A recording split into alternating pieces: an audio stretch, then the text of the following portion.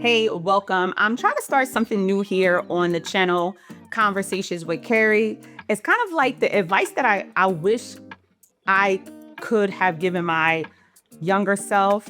You ever have those moments where you wish that you had your future self as the mentor to your younger self, specifically like your high school years? Yeah, that's me. So get in here. As you can see, I got my Mac open. I'm working on my vision board, specifically my wedding vision board, my physical wedding vision board. I also have a digital one in Canva. If you want the details about that, let me know in the comments. I'm always open to share. Also, if you have any suggestions, let me know in the comments. I will say this, it was a little hard trying to find magazines because, magazines are not a thing like that. I had to do the legwork, but I got it. All right, so one of the things I want to talk about today is I am just like much like you, sometimes I'm a doom scroller. I do scroll. So something that I came across on my doom scrolling within the last few weeks was a question on Reddit. Says, how do I become confident and have a higher self-esteem? I'm overly shy and fearful in all situations, even when positive. So, how do I overcome all of this and become a bad bee, who doesn't care about whatever somebody else wants, And I'm pretty sure this is something that we wish we can all advise and give our younger selves or share with our younger selves. Real talk, it does not happen overnight. I think that's the first thing that if I was mentoring this person or talking to this person or even mentoring my younger self, it does not happen overnight.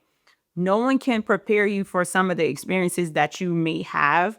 It takes a level of experience plus wisdom to put together to make that happen, actively happen.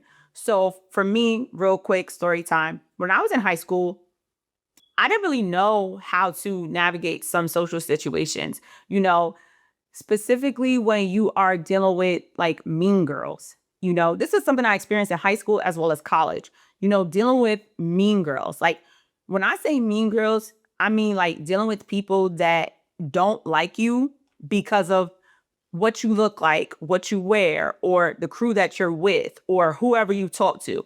That's something that nobody really prepares you for. That people will be mean to you and not have any clue or not know you at all just because. And I didn't know how to fully, accept that. I kind of was always like, would always be like, why don't they like me? Like, what did I do to them? Like, what's wrong with me? Like, did I do something wrong? Or also trying to fix something that you don't really need to even fix. Like, sometimes you go to your friend and be like, hey, can you talk to so-and-so so that they could be cool with me? And you're now going out of your way to try to fix something that you don't know how to fix, And that was something hard that, you have to learn to accept. And no one teaches you that. You kind of have to just go through the experience to learn not to care about those people, right?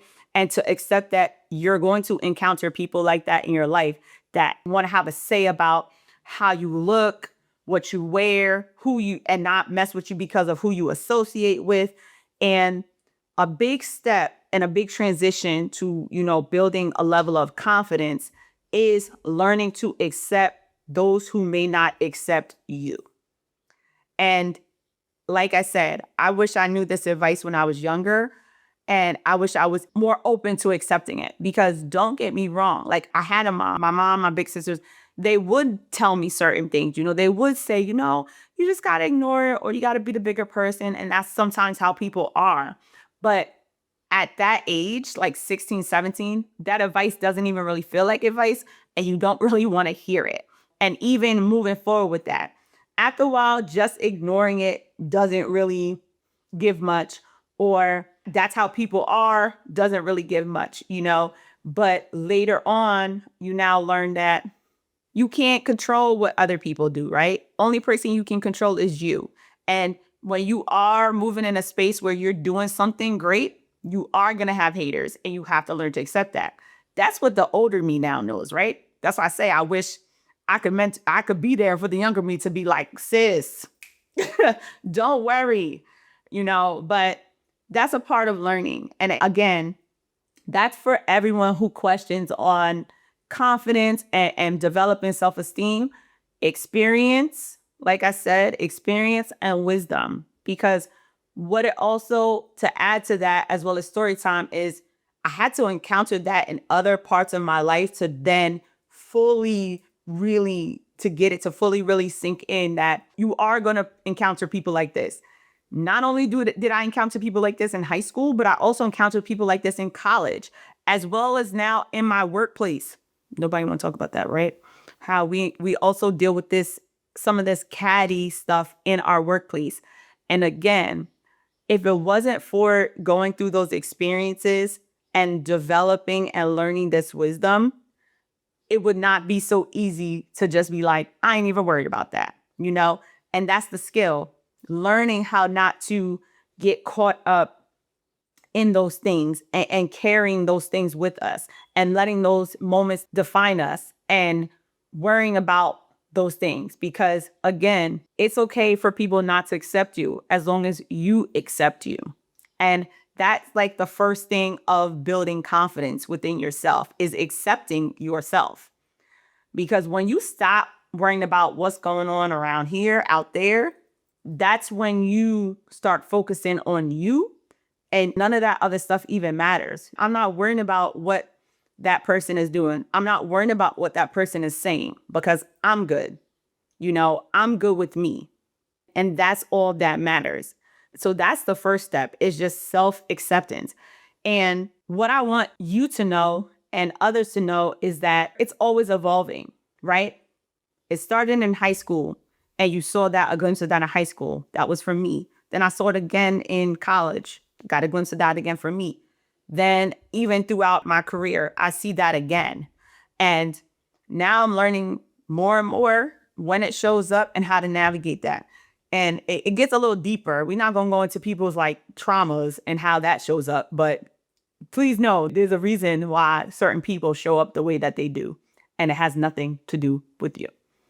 So just knowing that it keeps showing up and it shows up in different spaces is why I always say that, you know, growth is a journey and it's ever evolving, right? And that's what I want to teach women with Empower Her Pages, that it's not a one-stop shop thing. It's not linear. It's not, oh, we work on this and then I'm fixed and that's that. No, like every stage of life, you might encounter something that makes you question yourself, doubt yourself, you know, may shift your self-worth a little bit, may rock you a little bit. But what you're teaching yourself to do is that, yo, even though that boat might get rocked, but I know how to steer it, right? That boat, it might shift a little bit, but I got this. I know what to do. The captain knows what to do. And that's the space that we all want to get to. So when someone questions about how to get to that level of being a bad bee, ooh, you're almost there. You're getting there. The first step is, you know, acknowledging that that's something that you want to work on. And then we get to the self-acceptance, starting to accept yourself just as who you are and working on that. And then just seeing, you know, what other areas, how does this keep showing up for me? Where do I keep seeing this as? And how can I keep working on that? Because that's also important, you know? And when I say work, it's not manual labor, right?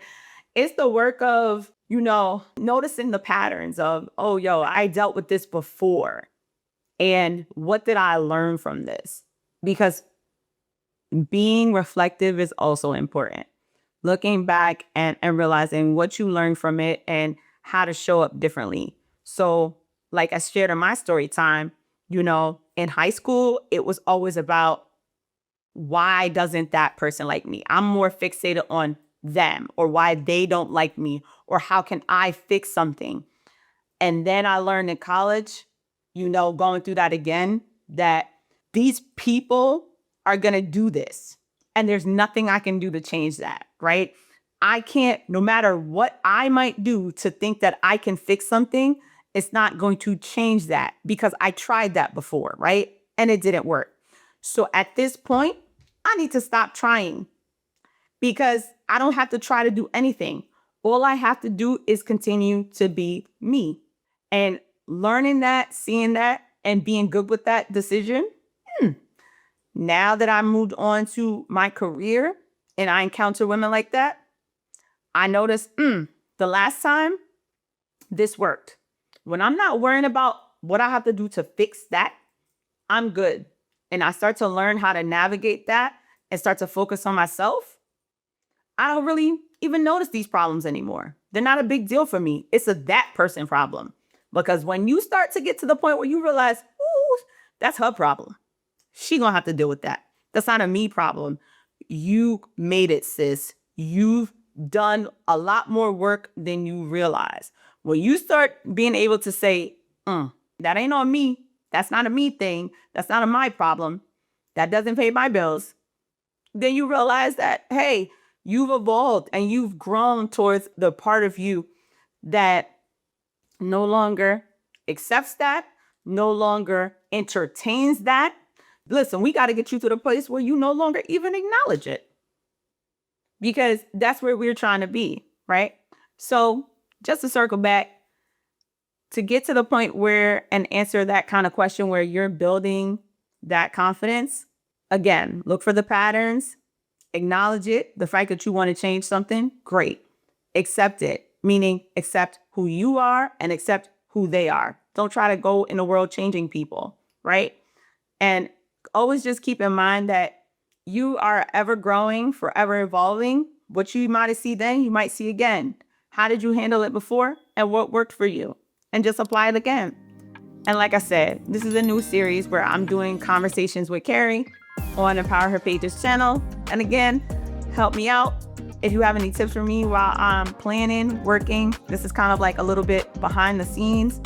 Just check out my other videos if you like it. And also let me know if you like the conversation with Carrie.